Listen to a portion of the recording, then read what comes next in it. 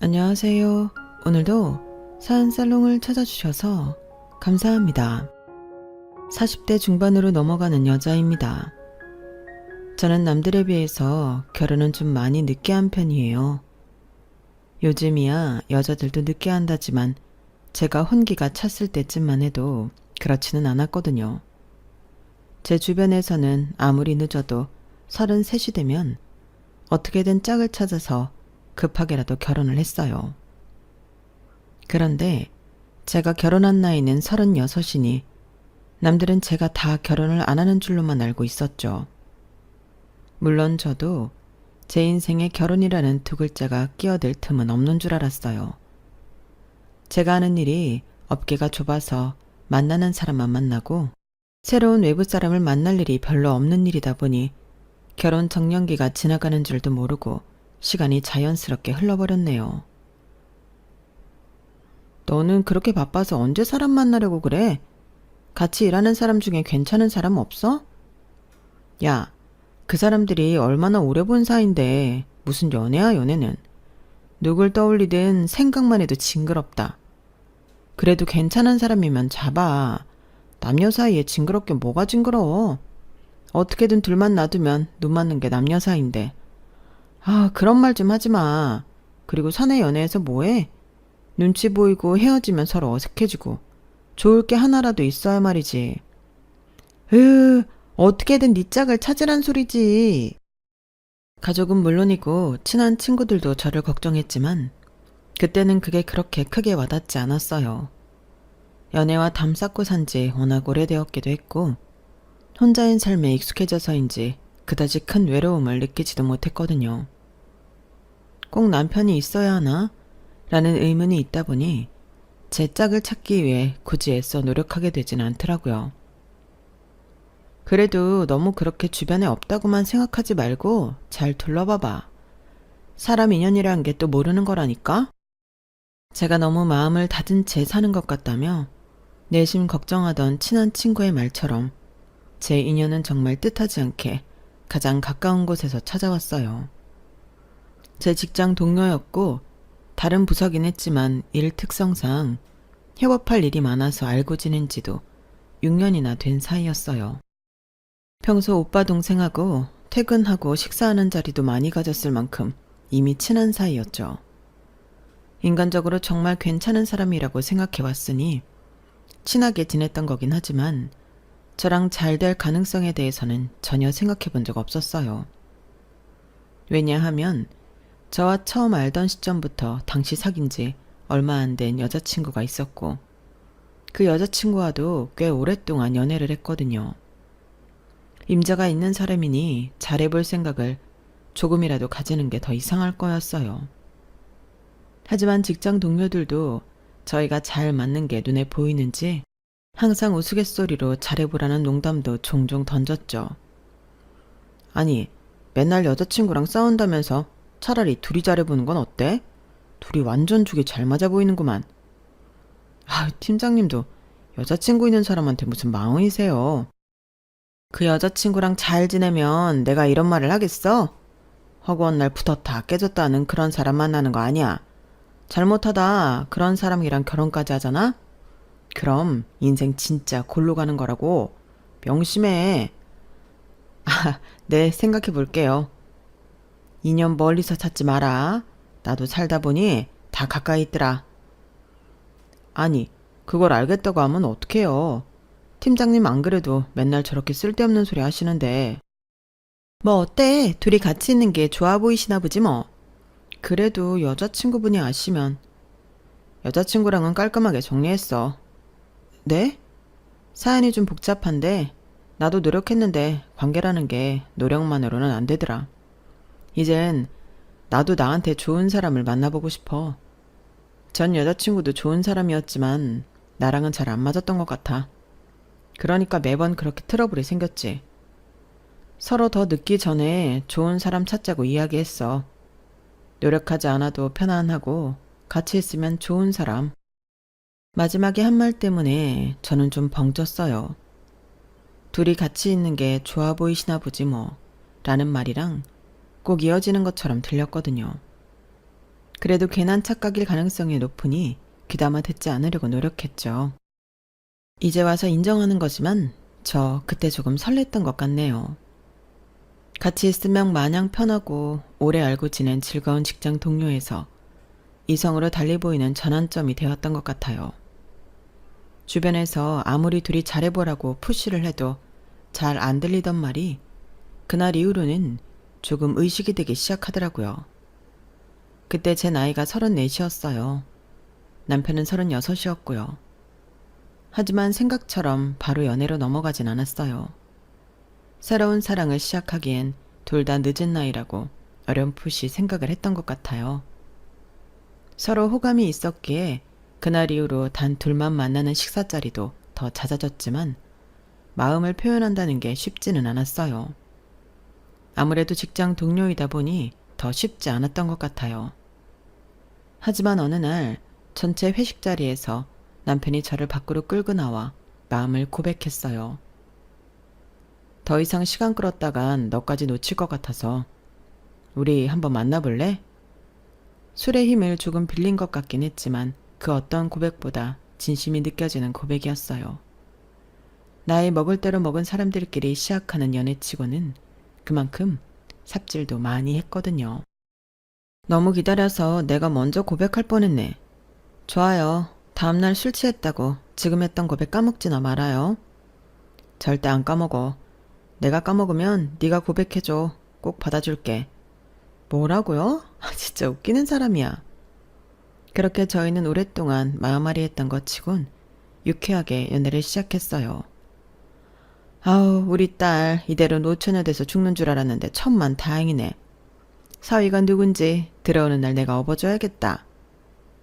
만난 지 얼마나 됐다고 벌써 사위예요. 언제 헤어질지도 모르는데. 아우, 얼마 만에 연애인데 마음 잡고 잘 좀 사귀다 결혼까지 해봐. 오랜만에 부모한테 효도 좀 해봐라. 결혼이 언제부터 효도가 됐어? 엄마도 참. 말은 그렇게 했어도 호들갑을 떨며 기뻐하는 부모님을 보니 마음이 좋기는 하더라고요. 남편을 만나면서 혹여나 이 사람이 직장 동료로서 좋았던 거면 어쩌나 싶은 걱정도 많았지만 다행히도 다 헛생각일 뿐이었어요. 남편이랑은 연애하면서 설렘과 애정만 추가되었을 뿐 둘 사이에 크게 달라진 건 없었어요. 여전히 대화가 잘 통했고 유머 코드가 잘 맞아서 같이 있으면 시간 가는 줄을 몰랐죠. 그렇게 2년쯤 연애 기간을 채우고 저희는 무사히 결혼까지 골인했어요. 둘 다 나이가 있고 직장도 같은 곳을 다니다 보니 양측 부모님께서는 큰 반대 없이 환영해주는 분위기셨어요. 아우, 우리 큰아들이 드디어 결혼을 하네. 이런 말을 해도 되나 모르겠지만 말이야. 나는 전에 얘랑 사귀던 애 있지? 걔랑 결혼할까봐 얼마나 불안했는지 몰라. 엄마, 참 별 쓸데없는 소리를. 아니 왜? 어차피 다 지나간 일인데. 어쨌든 우리 집에 와줘서 고맙다. 이렇게 참하고 예쁜 며느리 얻는 게 얼마나 큰 행운인데. 감사합니다, 어머님. 제가 잘할게요. 어머님께서도 남편이 전 여자친구와 사귈 때 걱정이 많으셨는지 저를 늘 치켜 세워주시면서 칭찬해 주셨어요. 전 여자친구 얘기가 언급이 되는 게 썩 달가운 건 아니었지만 전에 하도 온 식구 속을 썩여놔서 그런지 덕분에 시댁에서 저에 대한 평가가 후해서 마음이 편하더라고요.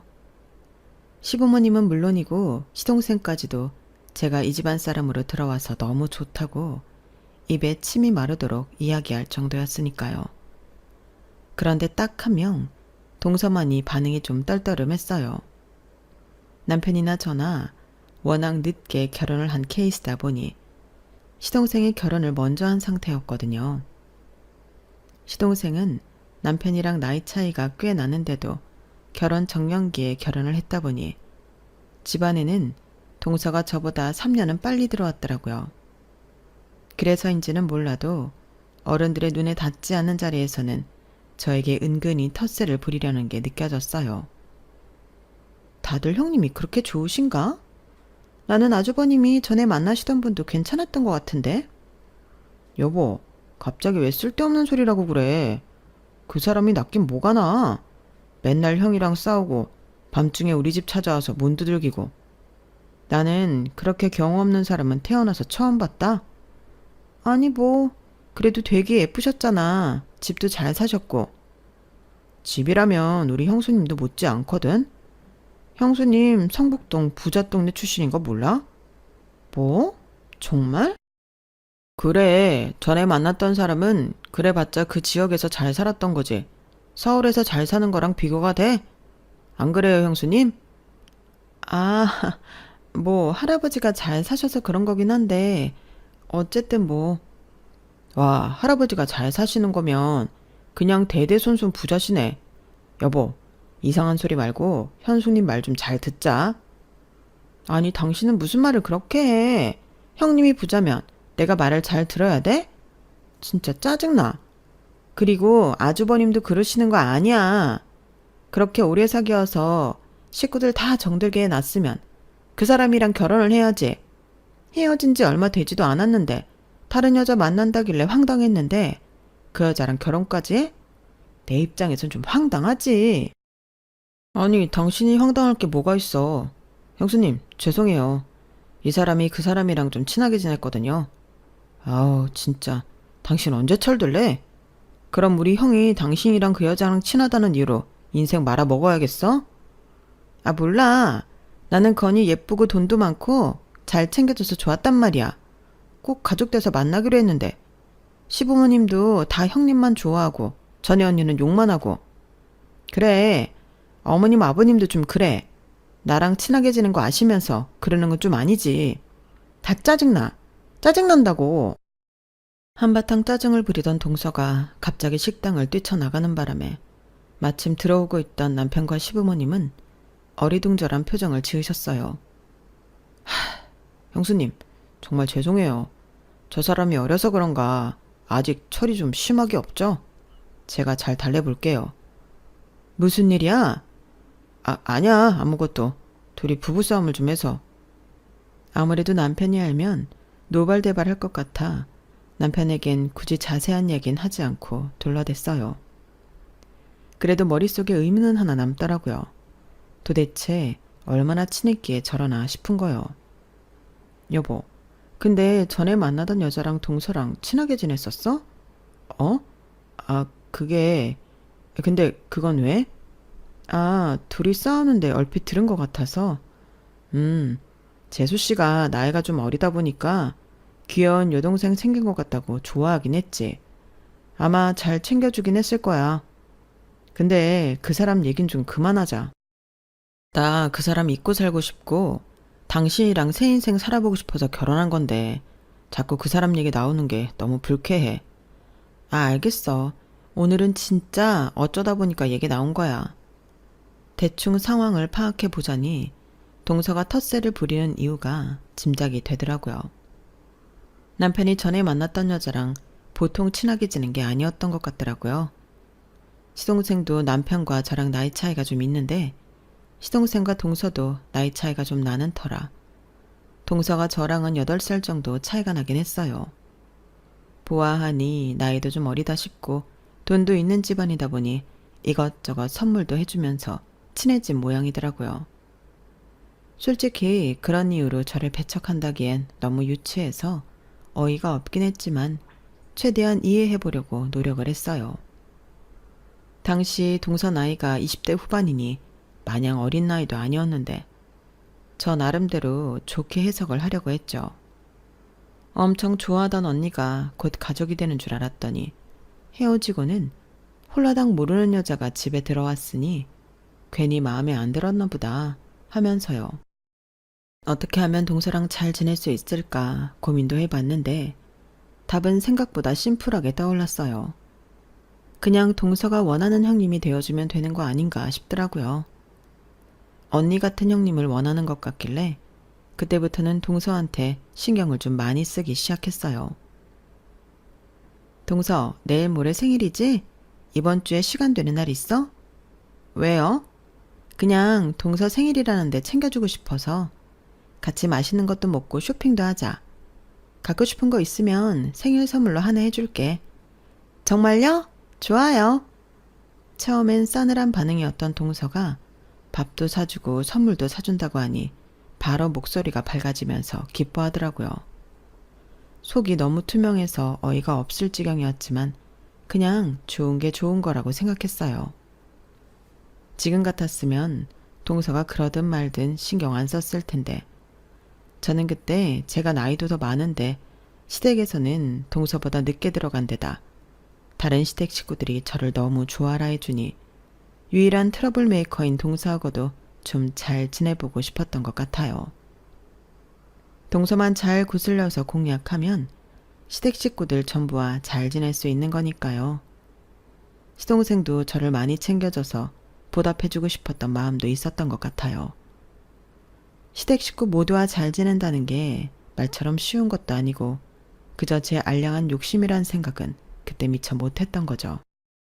아무튼 그렇게 동서와 사적으로 둘이서는 처음 만났던 날 저는 바보같이 동서의 환심을 사기 위해 통 크게 지출을 했어요. 동서가 가고 싶다는 양식집은 고급스러운 비싼 곳이었고 갖고 싶다는 구두는 생각보다 비쌌지만 이거 말고는 갖고 싶은 게 없다는 말에 휘둘려서 결제를 하고 말았어요. 뭐 이만큼 썼으니 그래도 내 생일에 돌아오는 게 있겠지 싶기도 했지만 막상 제 생일이 다 지나가도록 동서는 축하 연락 한 통 안 보내더라고요. 여보, 재수 씨한테는 연락 없어? 당신이 지난번에 엄청 잘 챙겨줬던 것 같은데? 그러게 뭐 까먹었나 봐. 와, 그렇게 챙겨줬는데 그걸 까먹냐. 재수 씨도 가만 보면 참 그렇다. 어리다고 넘어가는 것도 한두 번이지. 냅둬. 내가 뭐 내 생일에도 똑같이 받으려고 잘해줬던 것도 아니고. 난 뭐 괜찮아. 말은 그렇게 했지만 저도 사람인지라 내심 서운하긴 하더군요. 그래도 동서지간에 뭘 그렇게 바라나 싶은 마음으로 넘겼어요. 그나마 다행이었던 건 생일에 그렇게 챙겨주고 나니 동서가 예전보다는 심기불편한 소리도 안 하고 저를 대하는 태도가 한결 나아졌다는 거였어요. 처음부터 저도 그걸 원했기 때문에 큰 불만은 없었어요. 동서, 이번에 김장 좀 했는데 김치 좀 줄까? 어머, 정말요? 주면 저희야 감사히 먹죠. 직접 담근 김치 얼마 만에 먹어보는지 모르겠네요. 우리 형님 완전 짱이에요. 제가 잘해주면 잘해줄수록 동서는 저에게 우호적으로 변해갔어요. 사람 태도가 바뀌는 걸 실시간으로 보고 있으니 저도 약간 그 반응에 중독이 됐는지 자꾸만 동서한테 잘해주게 되더군요. 여보, 근데 당신 재수씨한테 너무 퍼주는 거 아니야? 뭐 재수씨한테 퍼주면 내 동생한테도 퍼주는 거니까 마냥 나쁘지만은 않아서 나도 여태 가만히 있었는데 재수씨 태도가 은근히 괘씸해서. 응? 동서 태도가 왜? 우리한테 받는 게 너무 당연해 보이잖아. 우리가 아무리 동생네랑 나이 차이가 많이 난다지만 서로 나이 먹을 만큼 먹었는데 그렇게 애 챙기듯 챙겨줄 필요는 없는 것 같아. 알겠어. 내가 좀 너무 신나 있었던 것 같네. 재수씨가 고마워라도 했다면 나도 굳이 터치 안 했을 텐데 언젠가부터 재수씨 태도가 좀 마음에 걸려서 당신 위해서 말한 거니까 너무 속상해하진 말고. 남편의 걱정대로 사실 동서의 태도가 묘하게 달라진 건 사실이었어요. 형님, 제가 잘못 생각했던 것 같아요. 뭐를? 형님 처음 집에 들어오셨을 때 진짜 별로라고 생각했거든요. 전에 아주버님이랑 사귀던 분이 하도 잘해주셔서 형님도 그럴 거라고는 생각 못했어요. 근데 지내다 보니 오히려 형님이 더 잘해주시는 것 같아요. 역시 아주버님 선택에는 이유가 있나 봐요. 처음에는 전 여자친구와의 비교도 멈추고 오히려 제가 더 낫다고 치켜세워줬어요. 그런데 시간이 가면서 아무래도 저도 제 인생을 살다 보니 동서에 대한 관심이 소홀해졌고 그걸 동서가 느낀 순간부터 다시 가시방석이 시작됐죠. 형님, 요즘은 왜 이렇게 연락이 안 되세요? 저 솔직히 서운해요. 아, 동서 미안해. 내가 요즘 일이 좀 바빴어. 안 그래도 요즘 어떻게 지내나 궁금했는데 잘 지내지? 저 임신했어요. 어? 정말? 언제? 너무 축하해. 형님이 먼저 물어봐 주시길 바랬는데 결국 제가 연락해서 제 입으로 말하네요?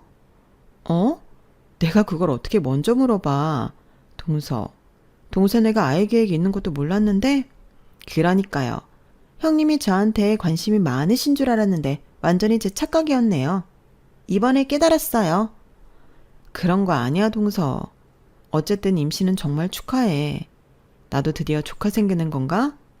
동서 닮으면 너무 예쁘겠다. 그건 아니긴요. 그냥 제가 알아서 받아들일 테니까 변명하지 마세요. 동서, 혹시 서운해하는 거야? 일이 바빠서 그랬다니까 너무 그러지 마. 네? 근데 형님은 아이 계획 없으세요? 우리는 뭐 너무 나이 다 들어서 결혼해서 아이 생각은 딱히 없어. 낳으려면 지금부터 준비할 게 너무 많기도 하고. 세상에. 그럼 저희 애는 친가에 사촌 하나 없는 거잖아요. 그냥 지금부터 준비해서 낳으시면 안 돼요? 저랑 같이 아이 키우면 되잖아요. 애들끼리도 같이 놀라고 하고 재밌을 것 같은데? 뭐 같이 낳아 키우면 좋긴 하겠지만 그게 어디 마음대로 되나. 사실 나랑 남편은 결혼할 때부터 거의 암묵적으로 아이는 안 낳고 둘이서만 사는 걸로 생각하고 있었어. 시댁에는 굳이 이야기 안 했지만 어머님 아버님도 우리가 결혼을 늦게 해서 그런지 별다른 압박 안 주시는 것 같고. 저한테는 아기 언제 낳을 거냐고 엄청 물어보셨는데 그런 게 어딨어요. 근데 어차피 동선에는 낳을 생각이었던 거 아니야? 임신 잘했다니 다행인 거지.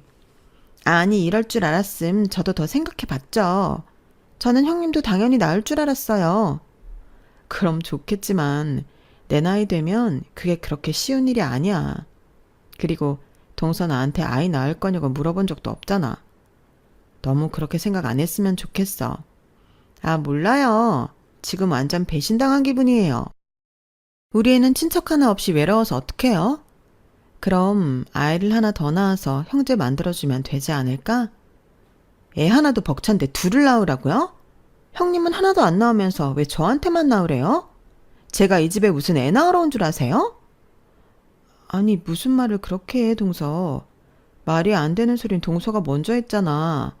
막말로 동선에 애가 외로울까봐 내가 내 몸 망쳐가며 무리해서 애 낳아야 돼? 와, 형님 사랑 그렇게 안 받는데 진짜 무서운 사람이었네요. 형님이야말로 무슨 말씀을 그렇게 하세요? 진짜 실망이에요. 동서는 그 뒤로 연락을 뚝 끊었어요. 그런데 솔직히 말해서 이건 동서가 더 무례했던 거 아닌가요? 왜 저렇게 적반하장으로 구는지 이해가 안 되고 저도 불쾌해서 굳이 먼저 연락하고 싶지 않더라고요. 처음엔 너무 기분이 나빠서 상종도 말아야지 했지만 시간이 지나니 동서에 대한 나쁜 감정이 좀 자연스럽게 사그라들었어요. 임신을 하면 기분이 오르락내리락 한다고 들어서 동서도 그냥 히스테릭해졌나 보다 하고 넘어가려고 했죠. 임신 기간 내내 저에게 냉랭하게 대하던 동서도 다행히 아이를 낳고 나니 저와 있었던 일은 까맣게 잊은 듯 굴었어요. 저는 외동이라서 친정 쪽에는 조카가 생길 일이 없고 저 역시 아이를 낳지 않다 보니 아기라는 존재 자체를 정말 오랜만에 본 거였거든요. 게다가 남편과 시동생이 꽤 많이 닮은 편이었는데 시조카가 딸이라 그런지 시동생과 많이 닮아 있었어요. 우리도 딸을 낳았으면 저렇게 생겼을까 생각도 들면서 하나뿐인 시조카가 너무 예뻐 보이더라고요. 그래서 저도 모르게 인터넷 쇼핑을 하다가 예쁜 아기 옷이 있으면 덜컥 결제하고 아기 분유통 소독기며 장난감이며 제일 좋은 걸로 동서에게 선물했어요. 제가 워낙 진심으로 아기를 예뻐하는 모습을 보여서인지 동서는 저를 대하는 태도가 한결 누그러졌어요. 아우, 형님, 뭘 또 이런 걸 사오셨어요. 제가 형님 때문에 못 살아요, 정말. 아니, 길 가다가 아기용품점이 있는데 우리 지안이가 너무 생각나잖아. 이런 원피스 입으면 너무 공주님 같을 것 같아. 아직 이거 입을 만큼 크지도 않았어요. 애들은 금방 크니까 크면 입히면 되지. 동서, 나 요즘 지안이 보는 낙에 살만 난다? 나조차도 이런데 동서는 오죽할까 싶어. 그러게요. 전 솔직히 애 그렇게까지 낳고 싶진 않았는데 낳아보니까 너무 낳길 잘한 것 같아요. 애 못 낳는 여자들이나 애 안 갖고 살겠다는 여자들 불쌍해서 어떡해요? 뭐 그거 지금 나한테 한 방 먹이는 거야? 네? 그런 뜻은 아니었어요, 형님. 그리고 형님한테는 지안이가 있잖아요. 저는 조카도 뭣도 없이 사는 사람들 말한 거였어요. 지안이는 지금 우리 집안의 유일한 공주님이잖아요. 뭐 그렇긴 하지. 동서가 얼버무린 말에 그러려니 넘어가 주긴 했지만 그건 누가 봐도 저를 공격하는 말이었어요. 저는 몰랐던 사실이지만 시댁에서 저희 부부는 가망이 없어 보이니 동선의 쪽을 좀 본의 아니게 괴롭혔던 모양이에요. 아무래도 양쪽 다 아이를 안 가지면 손주 볼 일이 영영 없다고 생각하셔서 더 조급하게 재촉을 하셨던 것 같아요. 그건 좀 안타까운 일이긴 하지만 사실 저를 겨냥할 일은 아니잖아요. 그래도 제 주변에 많은 친구들이 당해본 일이기도 하고 제가 당했을 거라고 생각하면 충분히 억울하고 짜증날 만한 일이라고는 생각이 들어서 굳이 동서와 그 일로 싸우고 싶진 않았어요. 동서도 지금 당장은 좀 감정이 그렇더라도 조카가 워낙 온 시댁 식구들의 사랑을 받고 있다 보니 내심 낳길 잘했다고 생각하는 것 같았고 시간이 지나면 억울했던 감정은 금방 사라질 거라고 생각했어요. 하지만 동서는 그 일로 감정 상한 게 꽤 오래 가는 건지 은근히 아이가 있고 없고의 문제로 제 심기를 조금씩 긁더라고요. 아, 요즘 정말 먹고 살기가 힘들어서 큰일이에요. 아이 낳으니까 남편이 외벌이 하는 걸로 셋이 나눠 먹고 살자니 빠듯하네요, 정말. 형님은 좋으시겠어요. 가뜩이나 집도 부자인데 두 분 다 돈도 버시고 낳아 기르는 아이도 없으니 경제적으로 여유가 상당하실 것 같아요. 뭐 그렇게 생각할 순 있겠지만 꼭 그렇지만도 않아, 동서. 돈이라는 건 어떻게든 나가게 되어 있는 것 같아. 어떻게 쓰느냐가 중요한 거지. 동산에는 아이 키우는 일에 쓰고 있으니 누구보다 값지게 쓰고 있잖아. 너무 그렇게만 생각하지 마. 형님이 안 낳아보셔서 그런 소리 하실 수 있는 거예요. 아이 낳으니까 돈도 돈인데 제 시간도 하나도 없어서 보통 힘든 게 아니라니까요. 형님은 취미활동 하고 싶은 게 있으면 언제든 시간 내서 경제적 부담 없이 하실 수 있잖아요. 전 제 시간이 아예 없다니까요. 어쩌다 시간 생긴다 해도 제가 돈이 있나 뭐가 있어요. 애는 예쁜데 애 이쁘려고 저는 말라 죽어간다고요. 형님도 참 너무하세요. 아이 낳기 전에는 한 번씩 불러내서 바람도 쐬어주고 하시더니 애 생기니까 애 선물만 지어주고 연락은 뚝 끊으셨잖아요. 너무 서운해요. 동서, 그건 오해야. 조카 때문에 동서 시간 없을 거 뻔히 아는데 내가 어떻게 동서한테 나아라 마라 약속을 정하겠어? 동서가 여유 생기면 먼저 찾아주겠거니 생각해서 그랬어. 동서만 괜찮으면 당연히 나는 동서랑 만나서 시간 보내고 싶지. 저 진짜 한 번씩 스트레스 풀고 싶은데 그럴 틈이 없다고요. 시댁도 애 이쁘다고만 하시지 한 번을 안 봐주시고 저희 친정도 애 봐줄 형편이 안 돼요. 남편이랑 둘이 어딜 가고 싶어도 애를 어디 맡길 데가 없으니까 갈 수가 없죠. 둘 중에 하나라도 나가려면 한 명이 애를 봐야 하는 상황이니 이도저도 못하고 있다고요. 동서는 별뜻 없었을 수도 있지만 그 말이 꼭 저한테 시간 있을 때 애를 봐달라는 뉘앙스로 들리더라고요. 물론 직접적으로 말한 건 아니지만 순간적으로 확 부담이 되더라고요. 동서한테 도움을 주고 싶은데 동서 말대로 내가 애를 안 낳아봤으니 참 도움 주기가 어렵네. 한번 서방님한테 아이 맡기고 나올 순 없어? 동서 하고 싶은 거 있었으면 같이 해줄게. 애는 도저히 못 봐주겠어서 못을 박을 위한 물어본 거였어요. 하도 못 나온다고 징징대니 이렇게 말이라도 하면 상황이 넘어갈 줄 알았는데 동서는 그냥 넘어가지 않더라고요. 정말요? 진짜죠? 남편한테 물어볼게요. 얼마 안 있다 정말로 동서는 약속을 받아내더라고요. 당시 회사 일로 너무 피곤했기 때문에 동서 장단을 맞춰주기 힘들 것 같다는 생각이 들었지만 약속한 게 있기 때문에 어쩔 수 없었어요. 그리고 이렇게 하루 동서 비 맞춰주고 나면 그 다음 한동안 시댁 생활이 편해졌기 때문에 그냥 눈 한번 딱 감고 피곤한 거 참고 맞춰주는 게 낫겠다 싶었죠. 그런데 그날도 동서 하는 짓이 가관이었어요. 형님, 저 형님 덕분에 진짜 100년 만에 꾸며본 것 같아요. 맨날 집에서 초췌하게 애만 보고 있다가 화장만 해도 기분 좋더라고요. 정말 살 것 같아요. 다행이네. 오늘은 동서 하고 싶은 거 다 하자. 뭐가 제일 하고 싶었어? 저 뮤지컬 보고 싶었어요. 제가 결혼 전엔 뮤지컬을 엄청 보러 다녔거든요. 어? 뮤지컬? 저는 뮤지컬에 관심조차 없었던 데다 뮤지컬 값이 보통 비싼 게 아니라서 순간 머리가 멍해지더라고요. 암묵적으로 이번 만남은 제가 크게 쏘기로 되어 있어서 2명분의 뮤지컬 값을 갑자기 지출하려니 아무리 직장인이라지만 부담이 됐어요. 제 반응을 살핀 동서가 눈치를 보는 척이라도 하더군요. 당연히 제일 안 좋은 자리에서 볼 거니까 너무 걱정 마세요, 형님. 아, 그래도 이왕 보는 거 좋은 자리에서 보는 게 낫지 않아? 인기 있는 뮤지컬은 차라리 다음에 제대로 예매해서 보는 걸로 하자. 에이, 아니에요. 뮤지컬이 그렇게 대중들한테 인기 있는 취미생활이 아니라서 당일에 현장 예매해서 봐도 충분히 볼 수 있어요. 저는 사이드석도 좋아하니까 오늘 봐요.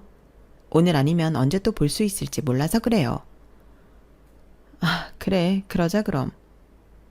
동서가 화장실 간 사이에 몰래 찾아보니 뮤지컬 가장 싼 자리는 당시 물가로 5만 원 정도 하더라고요. 그 정도면 그리 큰 부담은 아니겠거니 스스로 위로하며 극장에 도착했어요. 2층 자리 중에 예매하려고 하는데요.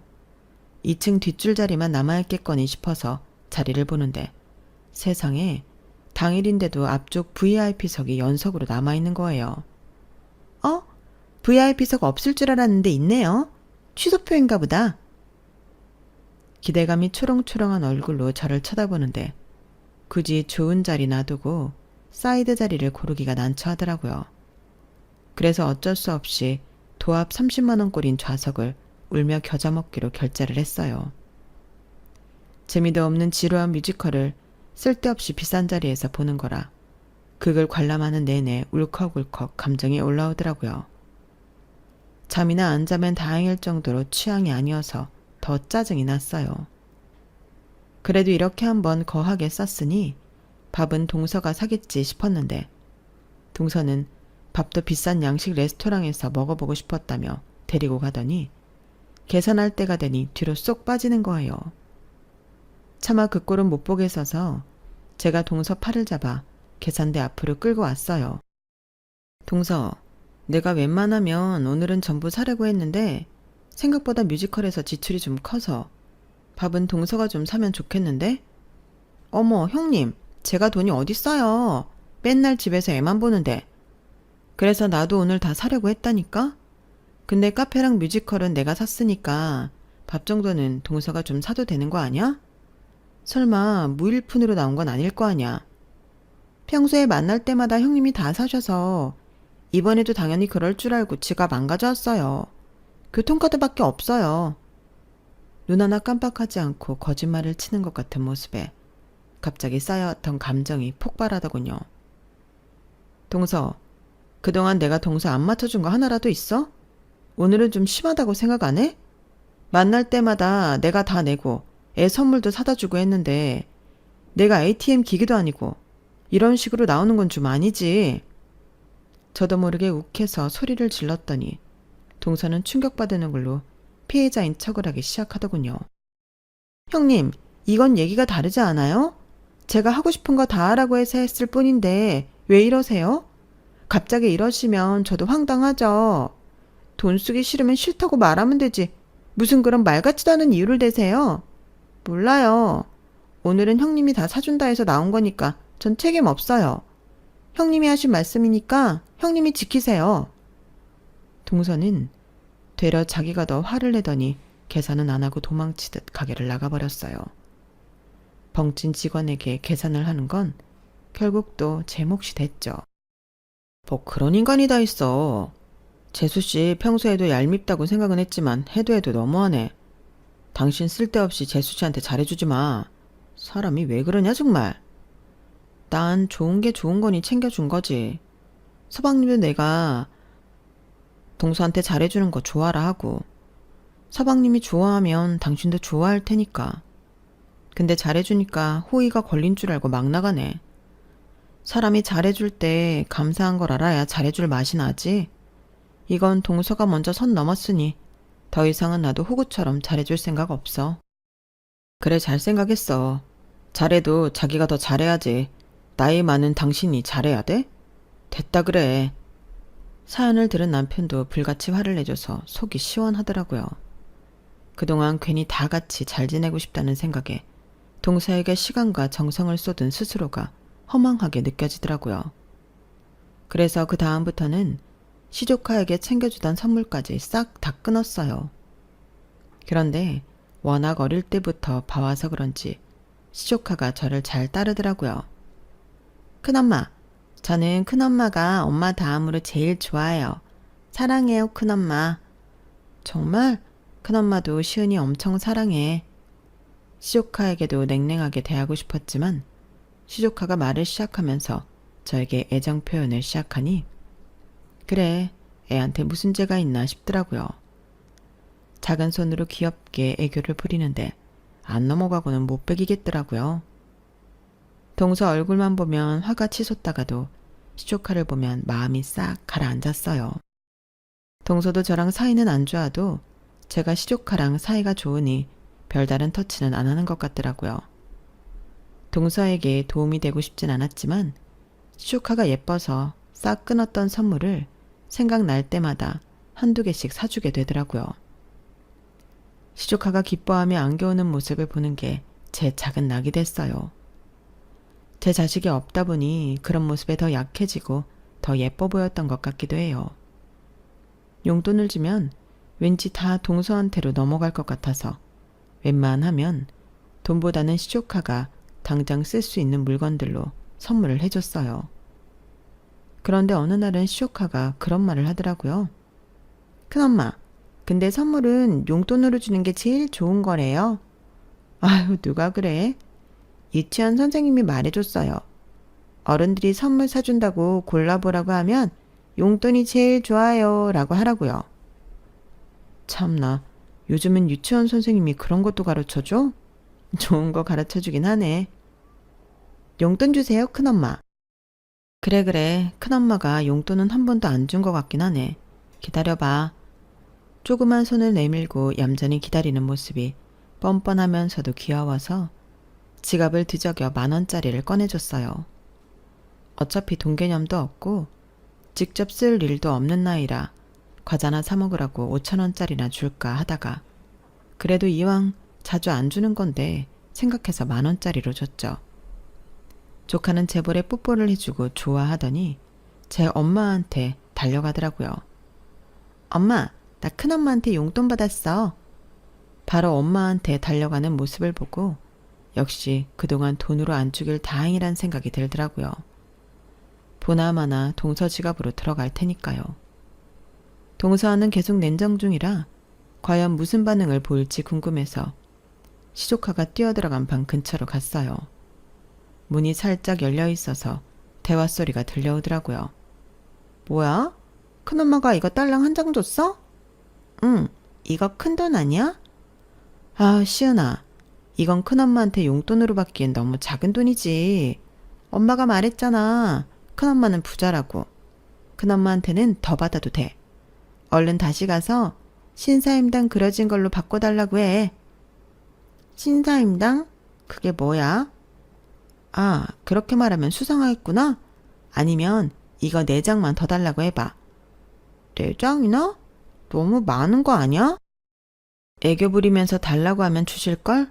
큰엄마가 우리 시은이 애교라면 껌뻑 죽잖아. 큰엄마가 용돈 더 주면 엄마랑 맛있는 거 사 먹자. 좋아. 그동안 시은이가 시부모님께는 안 그러면서 유독 저에게만 애교 부리며 잘 따르는 이유가 내심 궁금했는데 그제서야 이유를 알 것 같더라고요. 동서가 시조카를 이용해 제게 다른 방식으로 선물을 받아내고 돈까지 뜯어내려 했다는 사실을 알고 나니 머리가 핑 돌았어요. 시은아, 잠깐 나가 있어 볼래? 큰엄마가 엄마랑 이야기할 게 있어서. 어머 형님, 언제부터 거기 계셨어요? 시은아, 얼른 나가 있어. 그럼 용돈 더 줄게. 네? 시은이가 나가자마자 저는 방문을 걸어 잠그고 동서 머리채부터 잡았어요. 형님, 왜 이러세요? 몰라서 물어? 이제 하다하다 애까지 이용해서 국어를 시켜? 동서는 양심도 없어? 오해예요, 형님. 이거 좀 놓고 얘기하세요. 오해? 내가 녹음 다 했는데 오해라고 할래? 이야기하는 내용이 심상치 않은 것 같아 중간부터는 녹음을 해뒀거든요. 앞의 내용은 잘렸어도 돈 더 달라고 시키는 부분은 아주 확실히 녹음이 됐어요. 제가 녹음본을 들려주자 동서 얼굴이 하얗게 질리더라고요. 날짜랑 시간 좀 전에 거 제대로 확인했지? 내가 이거 시부모님이랑 서방님한테 보내버려? 죄송해요, 형님. 제가 잘못했어요. 네? 사람이 정도라는 게 있지. 이건 너무 심하잖아. 딸도 동서처럼 키울 거야? 어떻게 사람 호의를 이런 식으로 이용해? 잘못했어요. 제가 정말 잘못했어요. 가족들한테 말하지 말아주세요.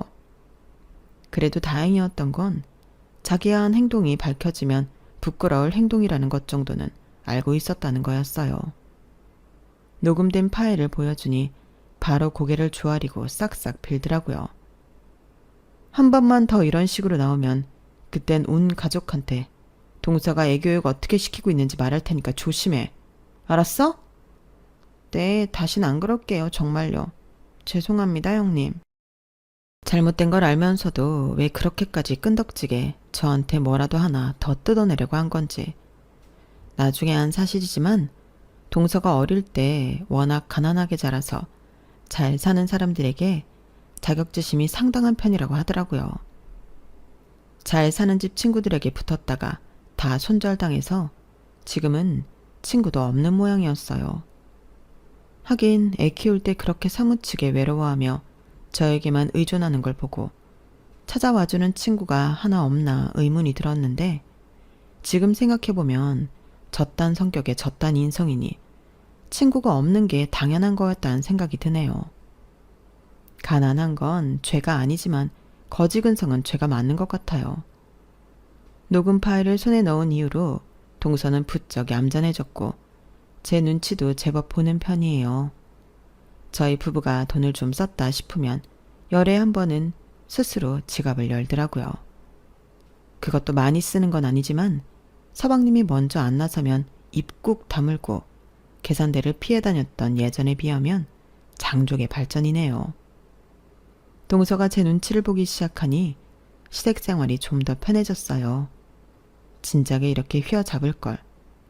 동서보다 늦게 이 집안에 들어왔다는 이유로 제가 괜히 동서 비위를 맞추려고 쓸데없는 에너지를 쓴 것 같아 과거가 좀 후회되네요. 이제라도 바로잡아서 다행인 것 같지만요. 앞으로는 더 잘 지낼 수 있겠죠? 제 이야기는 여기까지입니다. 저도 여러분들도 매일매일 행복하셨으면 좋겠어요. 여러분, 사연 댓글에 응원과 현명한 조언 부탁드려요. 좋아요와 구독은 저에게 큰 힘이 됩니다. 오늘도 좋은 일 가득하세요.